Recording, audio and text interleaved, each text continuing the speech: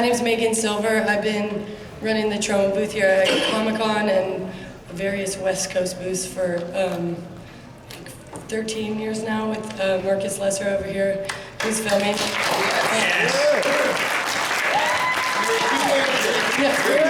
Just spring. Megan and Marcus deserve combat pay. No joke. Megan and Marcus, ladies and gentlemen. M&M out Troma. We just felt like California deserved a little Troma presence, and somebody needed to do it, so we've been doing it ever since. Our booth, in case you needed to know, is 4017, where you can get all of our merch down there tomorrow, so please come by, and I'll talk about these guys' booths as well. But I want to introduce our panelists. I have Skinner here, who's an artist. He makes like sick, awesome artist. Does like he's my favorite artist. Yeah, does some mythical, like psychedelic, crazy creatures in a weird world, weird, crazy stuff coming out of this guy's head. Thank you. If you have questions about what pens he uses, please don't ask tonight. Just write them in the comments on his social media so he can answer you. I don't have any pens. Yes. To his left is another awesome artist, Alex Pardee, who has a booth here at Comic-Con.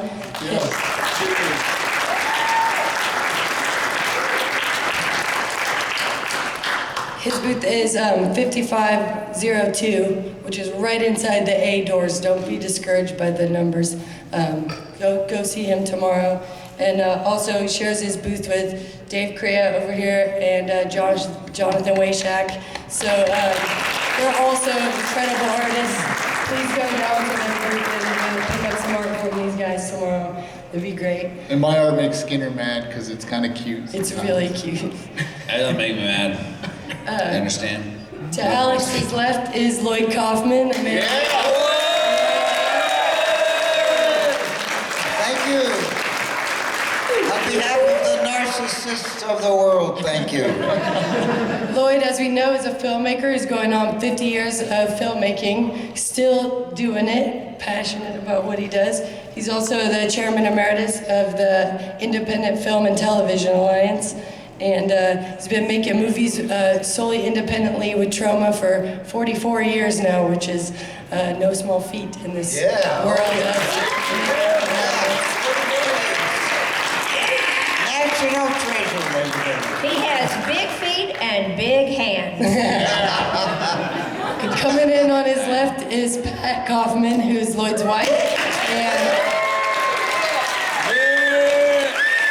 very knowledgeable about film incentives and how the backwoods of filmmaking works when you're trying to get locations and stuff.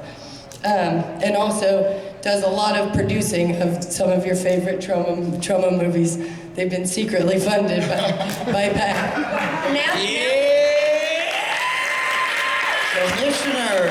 Now that I've retired, I can actually put my name on the film. Yeah, it used to be more secret. But Pat was appointed by both Democrat and Republican governors, in spite of Surf Nazis Must Die and blood-sucking Bipartisan.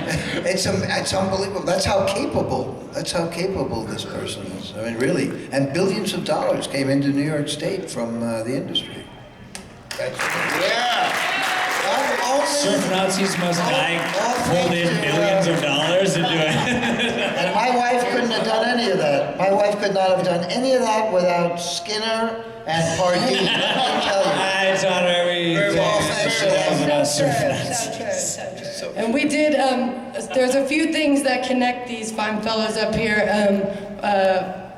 besides the fact that both of these guys have made shirts for Troma Entertainment, which are available downstairs in booth 4017. Which we were paid by being allowed to come up here to do this. I'm very good at negotiating, so. I will say though that Marcus dropped out of high school to do this job. And if you look at him, he's only 17 years old. He started working for Troma in diapers, yeah. It's true.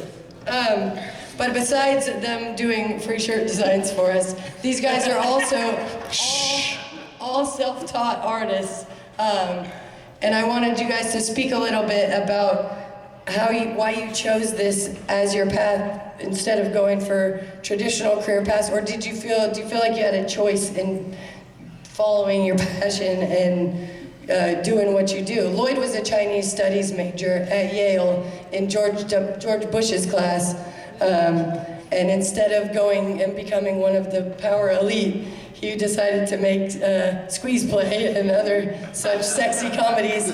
So what was it, Lloyd, that made you just choose to be passionate and follow your creative heart? And did you face any obstacles in doing that? Did you face any obstacles? Were there people that opposed you choosing art over lawyering or denturing? Well, the thing about George Bush at Yale is he used to run around campus freshman year looking for weapons of mass destruction. And I think that pushed me a little more toward the arts, you know. So I happened to have a roommate who was a film nut, and he ran the Yale Film Society. So I, just by fate, was that sort of the question? Yeah, how did I get it? And I started just drifting into the Film Society's movies. And by coincidence, I speak French because I'm very chic and comme il faut, very proper, as everybody knows. And they had a stack of the Cinémathèque Française magazines, which in those days were, they were called the Cahiers du Cinéma, notebooks of the cinema. And they were written by people like Jean-Luc Godard and Truffaut and Melville and those guys, and Chabrol. They were inventing the Nouvelle Vague.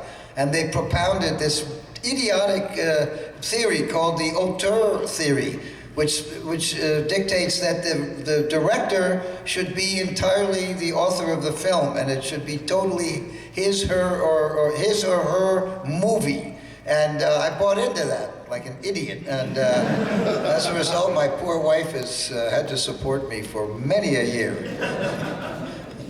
Oh. Wait, so Also, okay, when I was hold at on, I got a Yale, question. when I was at Yale, I remember going to the museum, and I used to see paintings by Alex Pardee and Skinner. That was in Yeah, you were in a amazing. dumpster, dude. Yeah, that wasn't Yale, that was a Little Caesars. Leading in on what Lloyd was, Yes. leading a little on what Lloyd was saying about auteur filmmaking and having that complete creative control. Skinner was talking earlier, because you're branching out more, and I'm sure you are too, Alex. You get some contracts with other people to work with. How do you guys balance having creative control, or can you talk a little bit about that, being just true to your own art, whether it's smearing feces on the wall or whatever you want to do, versus like making what they want you to make, like me saying, make it say Troma, or make it, you know, people that want to dictate what Did it's somebody gonna say smearing feces on the wall? That's what Lloyd, that's what Lloyd did. Can I tell you? Now I'm interested. That's your ladies. hobby. Can I actually just, I will answer your question, but I would actually like to quickly tell you a story about smearing feces on a wall. And it's only gonna take a second, I'm really sorry. Anyways, Only so Troma I can would bring go you to this. I would go to this comic book store, and it was like a small shitty comic book store that nobody liked, so I would go in there to try to support it. And there was a grumpy man that worked there, he owned it, his name was Wilson. And one time, I went to the theater around the corner, and I ran in, and I was like, hey, can I go to the bathroom, and can I use your bathroom? And I used this bathroom, and like really quickly, I did not take a shit in there. But anyways, so I left, and then the next time I went in there, and he looked at me really angrily, and he said, and I said, hey, what's up? Why are you looking at me with the stink eye and everything? He goes, you know what you did. And then I said, what are you talking about? He's like, you smeared feces on the wall, you know? And I was like, dude, and he had a 6-year-old son that didn't like me that very much. And kids like me, so this kid was fucked up. He's a psycho.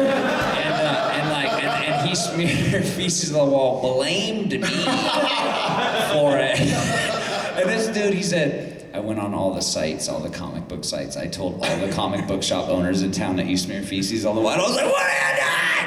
And then his kid was there, and then the kid in the shop was like, you're like the guy from Slipknot who smears feces on everything, you know? And I was like, no, I'm not! And then I left, and then I started going to another comic book store, and there was a girl working there who I actually married, who was working there. So if somebody blames you for some stuff, just go with it, you know, you're gonna... But anyway, so independent stuff, I would say the thing is the spirit of independence really means art and process over product. And because if you were focused and oriented on a product being made, your art is being compromised, and there are facets of it that you wouldn't do naturally or organically if you weren't going to make it something that could be a product or make money.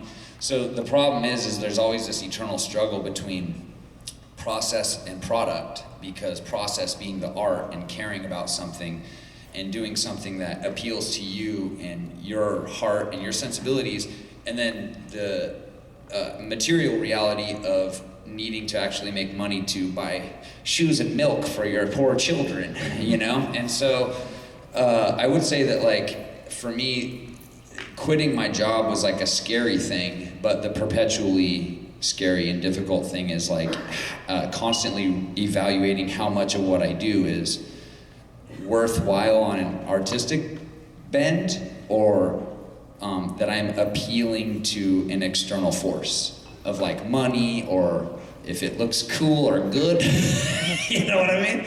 And so, you know, I think balancing those things is probably the most difficult thing about being an independent person. But if you do succeed, generally speaking, what you wanted to make will not look like what you could have made it be like. You know what I mean? I don't know, something like that. Some shit like that. You want to add anything to that, Alex? Both these guys do a lot of commercial work. You did. I have. I hate commercial work. It sucks. Alex has done work for James Gunn. And, Well, that's not the work that I hate. well, I know. Everybody loves James Gunn. That's By the way, may I interrupt just for a second? Because we have some very special independent-minded people right in the audience, right here. Yeah. We have the Eisner winner, Mimi Cruz, from Night Flight Comics. Wow.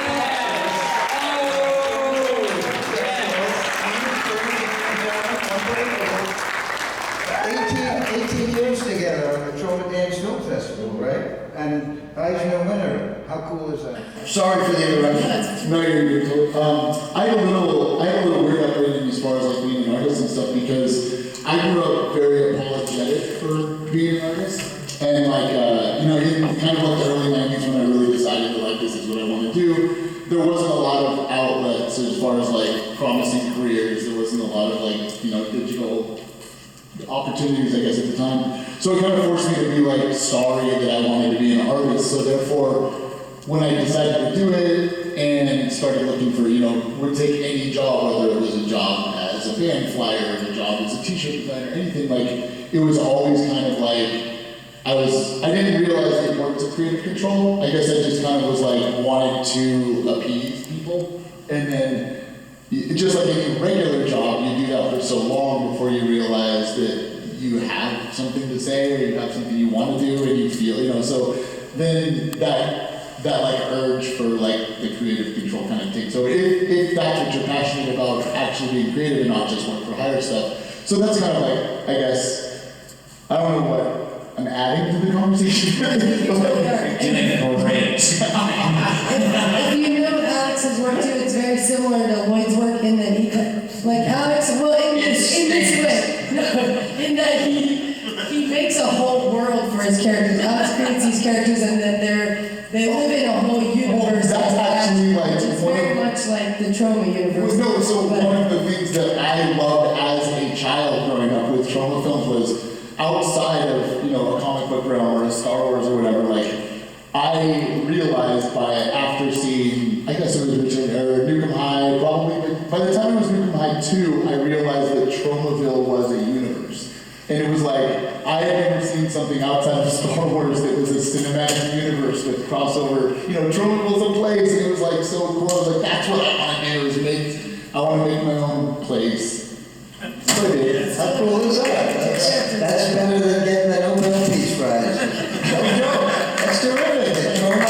Troma, change the world a little bit. Yay! Pardee on.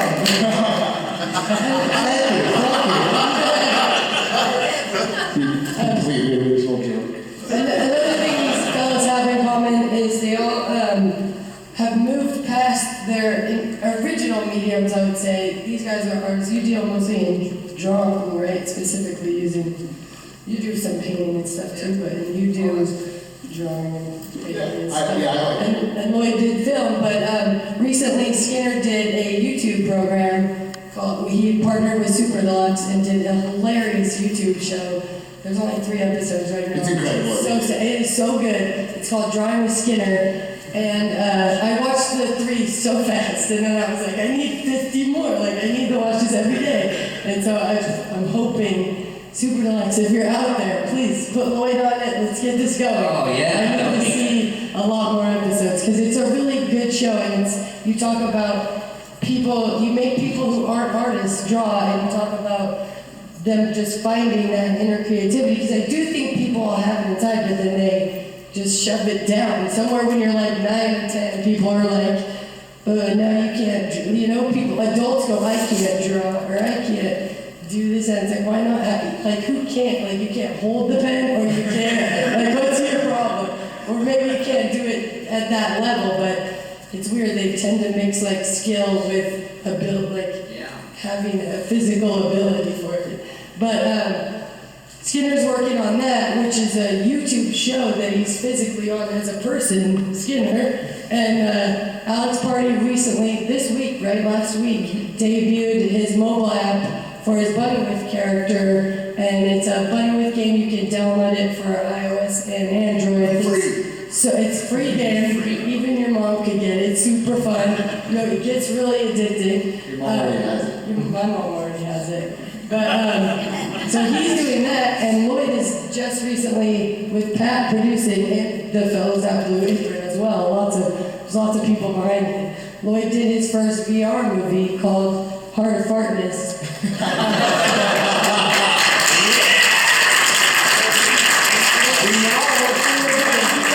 And that premiered last month, right, Lloyd, in New York? So all these guys have branched beyond their original intended medium, and I was wanting you guys to speak a little bit about how technology, does it give you the power to move beyond and expand, or do you feel obligated to do that? Is it, you know, what drives you to switch and do that and not just hold a pencil and draw and say, oh, now I'm going to go act in my own show, or now I'm going to make a totally digital game?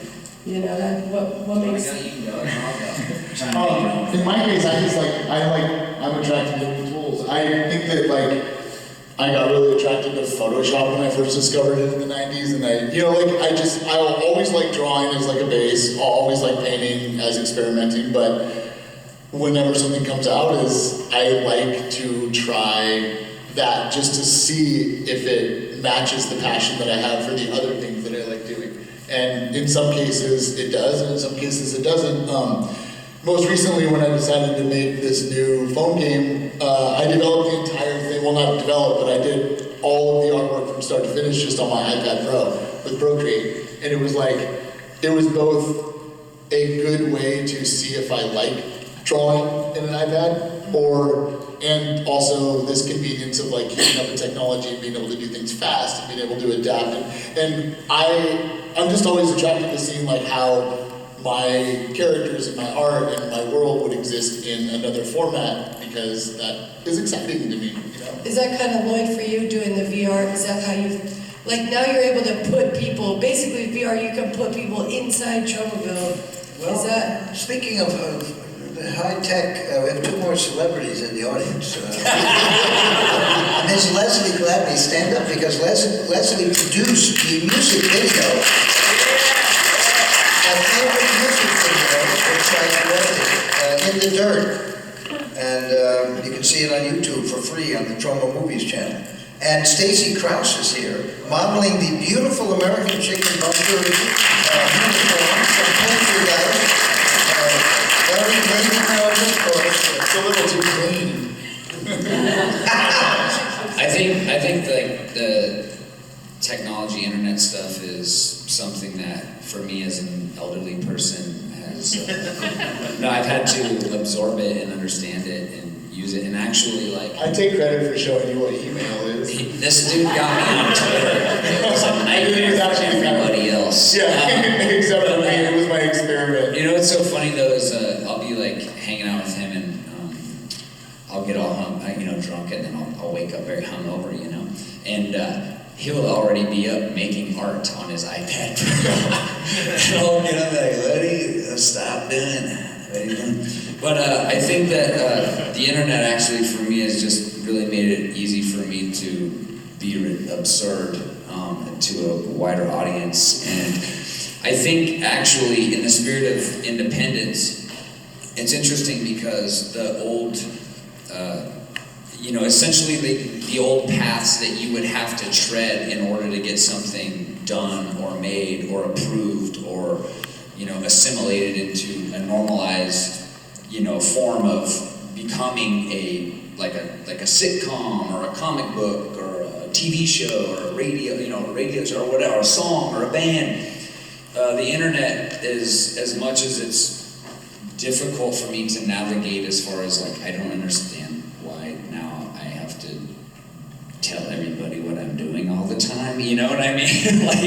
Besides that, I actually feel like it's given voice and splintered and kind of opened up the idea that anybody can really independently do anything they want. And that's what's interesting is on the show that I do, I try, the concept is addressing the sort of infomercial that is eternally playing in our mind, reminding us that we're not good enough, or we're not smart enough, or we're not talented enough, we can't draw a fucking stick figure, we can't do shit, we're not special, whatever. So the idea is being nah, don't listen to that shit, you just gotta turn the channel, But besides that, as soon as you're able to kind of tune out the idea that you're not this being of infinite levels of possibility, if you just choose to exist that way, you actually now can do that on the internet and show people how ridiculous you are as a person, you know what I mean? And just do whatever you want. And there's never been a time where you could really do that. And so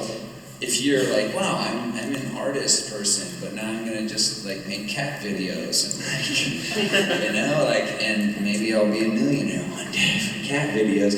You probably could do that because that's the insane bullshit world we live in. So you should just do whatever the fuck you want and just expand on that and get as bizarre as possible, internally and externally, until we're all just sort of a miasma of interwoven consciousnesses.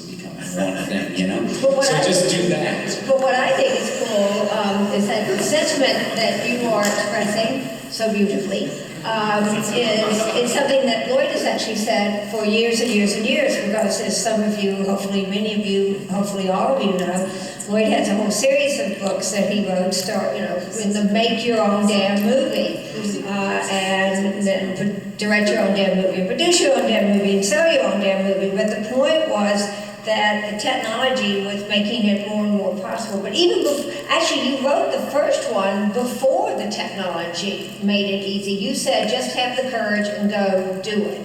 But now, as Skinner is saying, the technology has just exploded and made it infinitely easier to explore and go down all kinds of roads. Here's a typical thing, the peer-to-peer thing, right? The Airbnb thing, which made things accessible. There's kidsplit.com. If any of you are filmmakers, kidsplit.com, it's here in the West Coast. It just got introduced in the West Coast. Well, still here. Very good first wife. Trophy wife. But if you're an independent camera person and you've got a piece of expensive equipment, you only use it temporarily, you can get it out and rent it. And the kidsplit.com has insurance, and people can make movies now for $2,000 that look terrific. So it's the making of the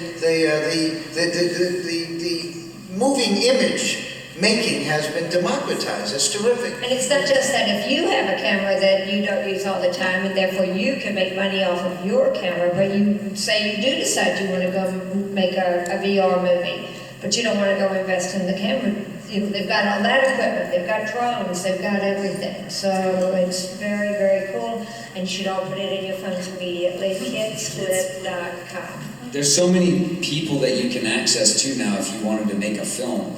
if you wanted to do editing, you could. There's so many people that just want to do editing now. Like technology has made it so that essentially anybody at home, you could just get the application. You can do editing. You can do After Effects animation. You can do CGI stuff. You can integrate all kinds of like filters and music and do. You can do anything that you want at any time. Like that is accessible now. You can do that. So I don't know. Everybody just should.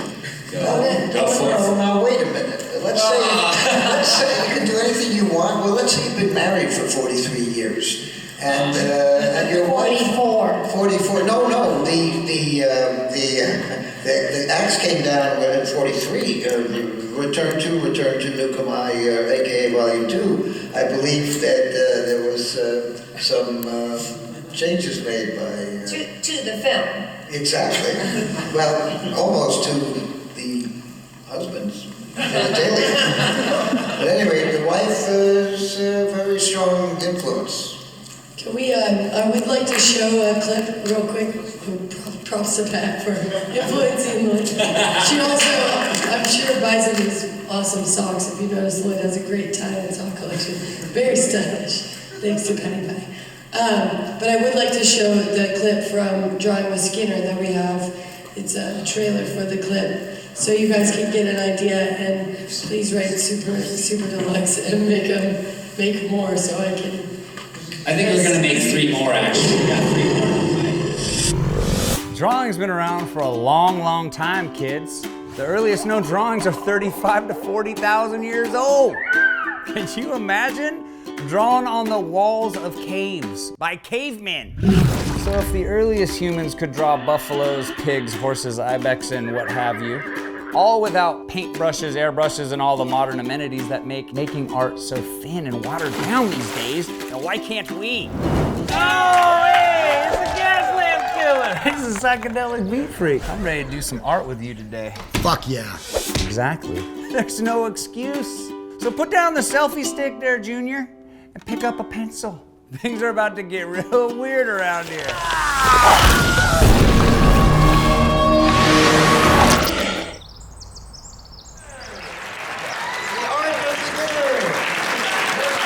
That's all the good parts. The rest is just don't watch it.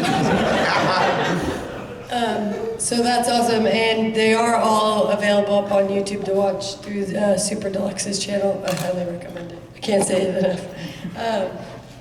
The other thing I did want to discuss, Troma recently took their latest movie, Return to Nukem High, aka Volume 2,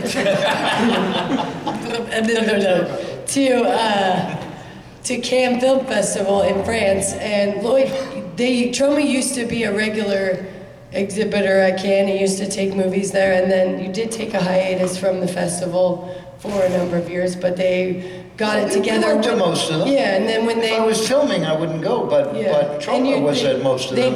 You did go for Return to Nukem High, Volume 1, and took that and had a pretty successful premiere there. But then this year, with Return to Nukem High, there was some incidents that happened that made it not as pleasant of an experience for you. And we have a clip of the Troma team in Cannes this year. It was in like March, right?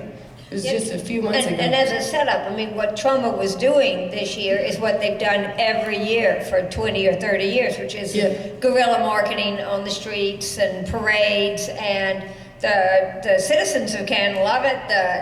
The maitre d' at the restaurants along the Croisette come out and yell and scream and wave to Troma. I've been going since 1971. I've been Kabuki Man and Toxie and all. They're very well known, and the cops like us. That's the local Cannes police. And slowly they've been the festival. They have these big guys in suits and things, and they're slowly policing out all the festivity part of the festival, and especially Troma. But your approach, Lloyd, to the festival had not changed. You were doing what you were always doing. Yeah, exactly. Yeah, street theater basically, because we can't spend $500,000 on a party. It's impossible. You want to give them a let's watch? Yeah. Thank you for doing the lights too. Thank you, sir. You want to say say let's. Thank you, Lloyd. Lloyd, you gotta say let's watch on your clip. Let's watch.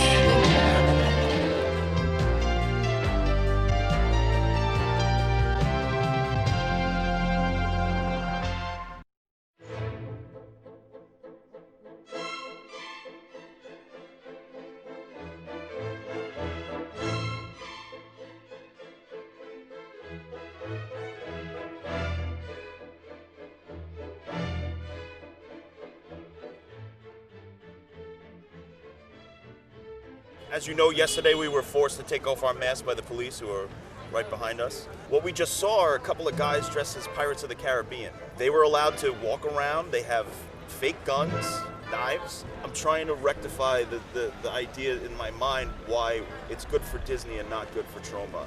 And those guys who were dressed as the Pirates of the Caribbean certainly were not official Disney characters. They're cosplaying. So even cosplayers are higher up on the hierarchy than actual Troma team members. Sergeant Kabuki Man, NYPD, here on the French Riviera at the Cannes Film Festival. I've been here for 5 minutes and I'm already being detained by the French police. But I mean, it's not a mask, it's my face. I'm actually a New York City police officer. It's unfortunate because I love the French. I love the people of Cannes, and we've been coming here for 43 years. I'm here to have a good time. I'm here to meet and greet my adoring public. I mean, if you take a look around, everyone is taking pictures and video and loving Sergeant Kabuki Man. And, you know, the French police are detaining us. I understand why it might be an issue, but look, this is my face. Priska, est-ce que tu peux venir pour photo, tout le monde? Troma! What do we do? Return to Nukem High, Volume 2. Yay! Viva les citoyens de Cannes! Viva les citoyens de Cannes! Viva! Viva les citoyens de Cannes! Ici, c'est ma carte Non, c'est la carte de société. Je suis venu ici depuis 71. Je vais pas... Ces bêtises sont des bêtises. Où la Code Napoléon dit que liberté de discours, n'est-ce pas? So I give him my business card. I take responsibility. And I'd love for the guy to explain to us what this is all about. Pas de poker, pas de masque. Pas de poker? Pas de poker. No, the sign, So, the big sign, no, the biggest sign. and mask. No billboards. Pas ici? No. No billboards. No, pas de liberté, no freedom of speech in Cannes now. No festivity, no festival. Je suis venu depuis 71. J'ai dormi sur la plage 71. Maintenant, on ne peut pas porter un smoking. Il faut, tout le monde doit être les robots et pareil. Sauf Disney. Yes! Have you been stopped by the police at all for being in costume and makeup? Because it's Cannes Festival! It's for joke, for holidays! But no cops have not given you any trouble, right? I not understand. Est-ce que la police vous a déjà arrêté pour les déguisements? Ah non!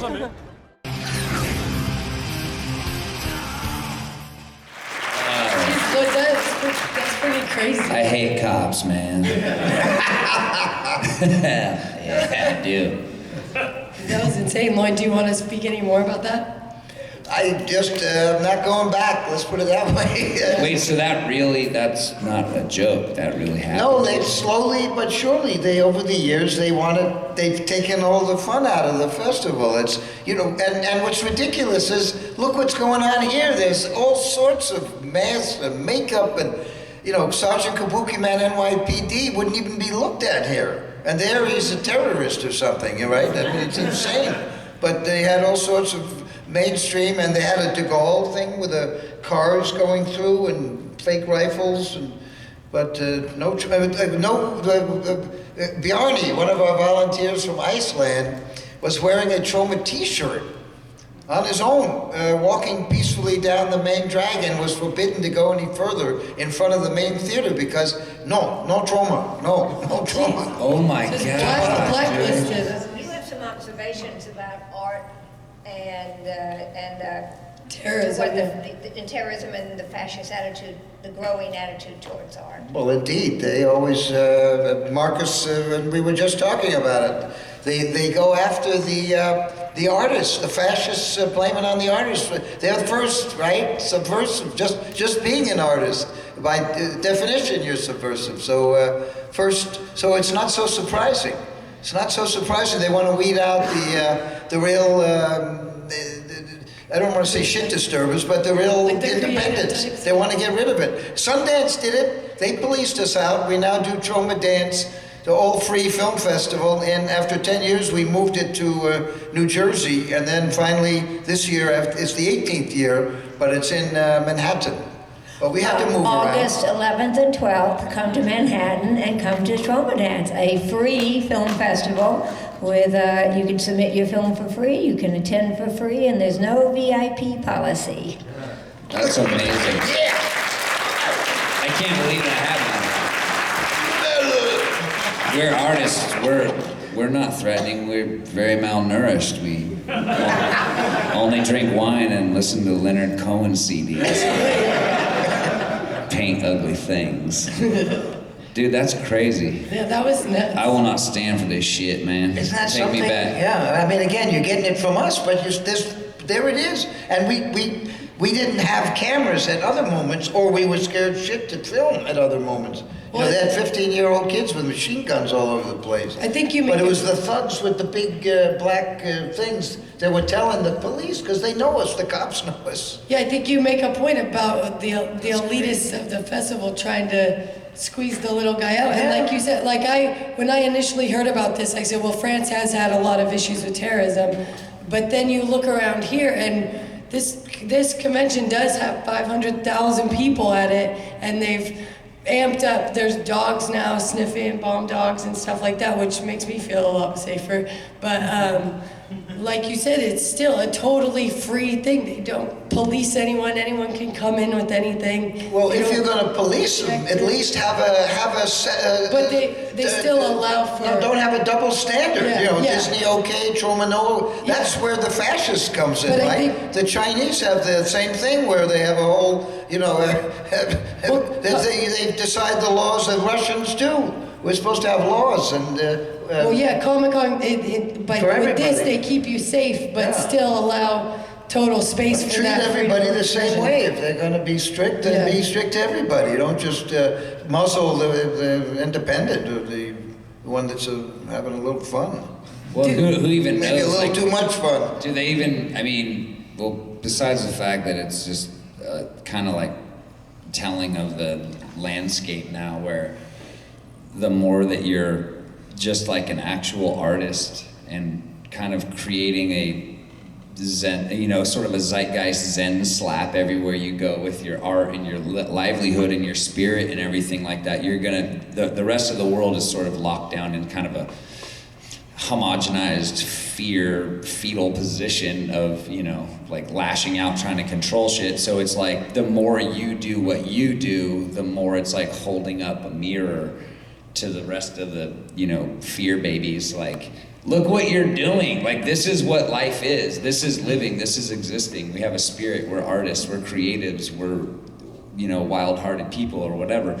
And they're just like, oh no, I got a uniform on, dude. No, I can't deal with that, you know? So, that, like, we just gotta keep fighting that. We'll keep fighting that shit, you know? Keep pushing Well, up let me tell against you, it goes by pretty damn fast. But, you know, and it ain't so bad to be in the underground, you know? Oh, Well, it's you good. guys are moving along fast. Oh, we're pretty rich. You're We're very doing wealthy. great. Well, again, it's not about the money. It's about the joy, and you guys have it, and you're eating, and you've got, both. I've known Skinner a long time, and I know nothing about art, as I'm sure you can tell, but to see the development of the art, I mean, it's more and more beautiful. It's incredible. It didn't take Right? it didn't take long to realize that, like, you don't need much to survive. You know, the art's not gonna make, like, Yeah, you're getting we're lucky. into it. Yeah, it's just like the passion alone will drive you, and that's it. Then you'll adjust everything around your life to do that, and not just with art, but with whatever you're passionate about. It's like, if you truly are passionate about that, you'll just adjust everything else around it to fit that. And Yeah, try to stay on your own. How lucky are we? You know, the horrible guy Warren Buffett. He says, it's pretty horrible, but he says you won the lottery if you've been born in this country. We don't have to worry about food or the roof. Somehow we're going to, be okay. And we have the luxury of what are we going to do? Can we be artists? Yeah. Look at what goes on in half the world. I mean, they don't have that. They're just trying to live. Yeah. On that note of independent spirit, I would like to take a moment now on behalf of Lloyd Kaufman and Michael Hers and the rest of the Troma team, and we'd like to present Alex Pardee with a Troma diploma. What?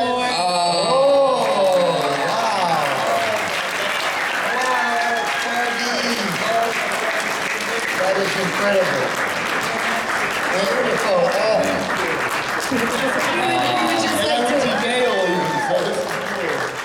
It actually came with some applesauce, but I ate it, So thank you, Alex, for your undying support and love of Troma over the years, and for My parents are going to be so proud. double graduate. My dad, by the way, my dad did introduce me to Toxic Avenger when I was about 8. So Awesome. Nice. It was awesome. Nice. This means a lot. Awesome. It's not even laminated. I love it. We're that's on you, bro. That's on you. Yeah. It's highly deserved, so we do appreciate your support of Troma. Oh, We're a very small independent company, and we need And we love your guys art, like you on seriously. our, yeah. And speaking of moving medium, switching medium, Troma's next project is Shakespeare's The Tempest. And it's a it's my favorite play. The commissioner here will be producing it with me. It's very trippy and dreamy, and it's got monster and fairies, and we should seriously do production designing. I would together. love to know, Alex, you're out. History made here. I would love to do that. Yeah. Okay, I'm out now. I'm out. Here at Comic-Con, right here. I'm back Thank in. you. I've been angling for Skinner to get a part in the movie. Thank too. you. Excellent actor. No joke. I I think we should do it for sure. definitely. I got the chops. We're getting a first draft soon, Good. and probably next summer we shoot. Cool. So there's plenty of time. Good. I should be available at some. In the for the sake of time, is it possible to skip the next clip I told you we were going to do and go to the fourth one? I want to quickly introduce. This is a clip from Return to Nukem High, Troma's latest release. Lloyd has been tirelessly premiering this around the country, and he does have some screenings lined up in California and as well as the other 49 states. But there will be some screenings if you're from California coming up in the near future, so do keep watch for those. He just did one in Santa Ana that was... This is a kind of cleaned up version for the Comic-Con. Yeah, this is safe for children because we did lose our panel. The actual slot movie is showing. absolutely filthy and disgusting and obscene. But we make Just it use your clean for the imagination. show. Yeah, thank you.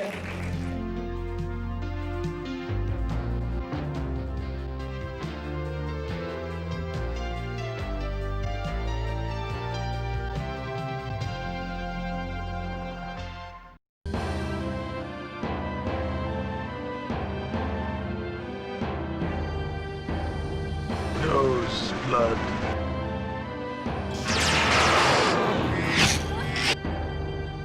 You mean I have to get naked with you in this little thing? What the hell is going on over there? When you fell down from heaven, you're an angel falling from the sky. We've been mutated, bullied. I got duck raped. What do we have to be afraid of?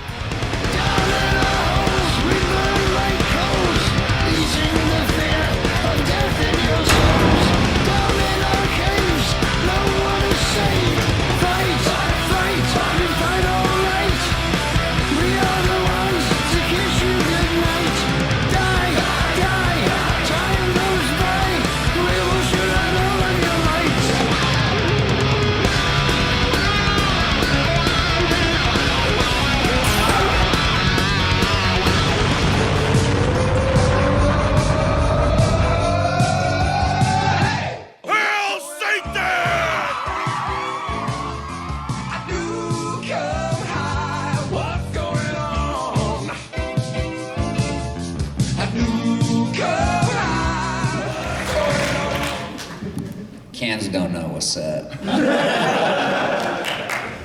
Unfortunately, we are very close to out of time, which is too bad. Can I just interrupt, because in case we do run out of time, Megan Silver and Marcus Lesser, 15 years of devotion to the Troma team, and what a great moderator! Megan Silver and Marcus Lesser, yeah! Can I say two things really quickly? Number one, I want to thank you for my entire lifetime of movies, which is lovely, so thank you. And I also wanted to apologize to Skinner for really quickly, because about a year and a half ago I almost killed him, and I think about it every day, and I want to tell you that I'm sorry. He was painting a mural, and he had the stupidest idea of putting a ladder on top of a dumpster to get higher. Safety to humans, it's the first rule of Troma production.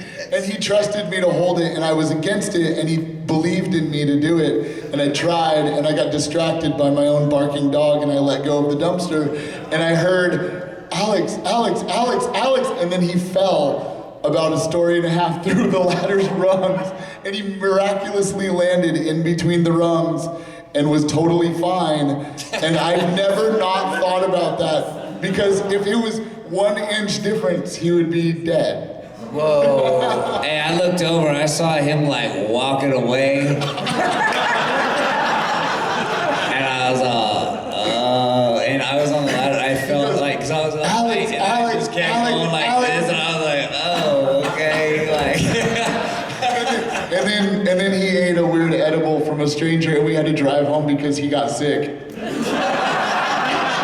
Alex is all, I was overdosing on weed. and he goes, hey, wanna go hang out with Marilyn Manson? I was like, no! Well, I'm sorry. No, that's okay. That's a crazy story, guys. So we do have to wrap it up, but once again, I do want to point out that Alex and Dave and Jonathan's booth is number 5502, right inside the A doors. Go pick up their art while you can. Don't make these boys have to fly this stuff home. And plus, you're going to want it anyway, so just go get it. Tomorrow's your last chance. Troma booth is 4017. I'm really sorry, I highly apologize that we didn't have time for Q&A today. If you have questions for Lloyd, he will be in the booth tomorrow, so come by. Stay outside for a few minutes. Yeah. But you can also come by and get stuff at the booth and ask Lloyd some questions. He's very accessible. I'm sure Alex will answer your questions as well at his booth tomorrow. And Skinner is always on social media, so write to Skinner all the time on Instagram. Special thanks to the commissioner who represented the kind of independent. And that was no and joke. also symbol of courageous non-male film person. And it's still harder than ever, you can tell by the panel here, for non-males to move up the food chain. Yeah, that was something I wanted to discuss. We had some females lined up, but they failed when they saw it was us. That's probably true. Yeah. So thank you guys. I like to end the panel with a big loud Troma, because Troma is making its way towards 50 years, which is unheard of for an independent film studio. So as loud as we can, if we can blow the roof off this building before these guys all go to bed on 3. First, I'd like to thank you guys for coming out. I appreciate it. It is Saturday night, so I do appreciate you guys coming out. But on 3, if we can all yell Troma, I would love that. So ready? We ready? We ready, guys? Yeah. Like a good team. Ready? 1, 2, 3. Troma!